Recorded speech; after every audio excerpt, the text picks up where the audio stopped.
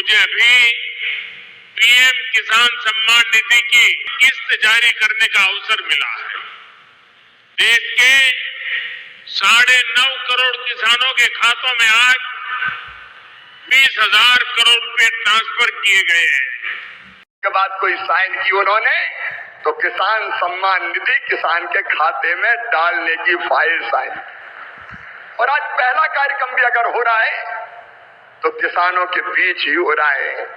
आज प्रधानमंत्री जी single click से लगभग 9.25 करोड़ किसानों के खाते में 20,000 करोड़ रुपया डालेंगे।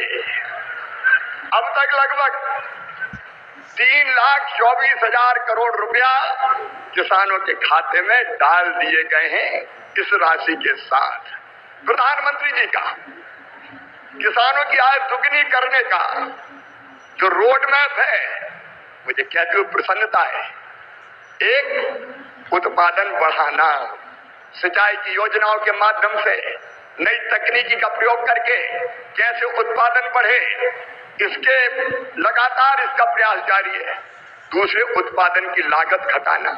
किसान भाइयों, आप जानते होंगे अरबों रुपए की सब्सिडी देते हैं खाद पर, तब किसान को सस्ता खाद मिलता है। दुनिया में खाद के दाम आसमान पर है, लेकिन ये हमारी सरकार है, हमारे प्रधानमंत्री नरेंद्र मोदी जी है जो किसान को सस्ता खाद उपलब्ध करवाते हैं। किसान क्रेडिट कार्ड जैसी अद्भुत योजना साहूकारों के चंगुल से मुक्त किसान को किया है। और छोटे किसान तो प्रधानमंत्री जो हमारी सम्मान निधि है उससे खाद और बीज की व्यवस्था करते हैं।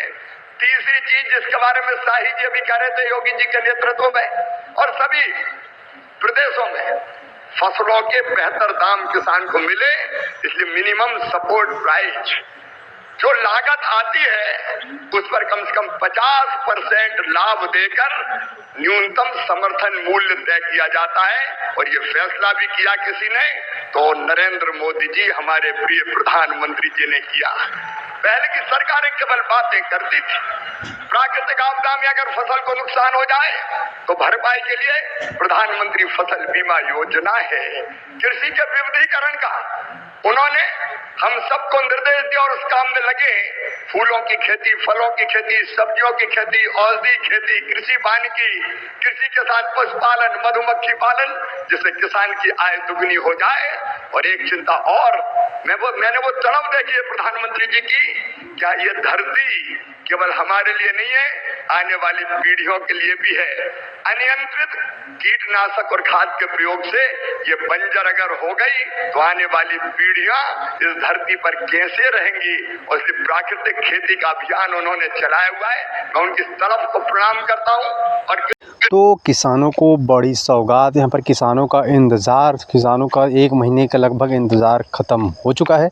किसानों के खाते में जिनका इंतज़ार था कि हमारा 2-2 हज़ार कब आएगा, आखिर कब आएगा, उनका इंतज़ार फाइनली यहाँ पर ख़त्म हो चुका है। पीएम किसान सम्मान निधि योजना की आपको 21वीं किस्त का इंतज़ार था, वो ख़त्म हो चुका है।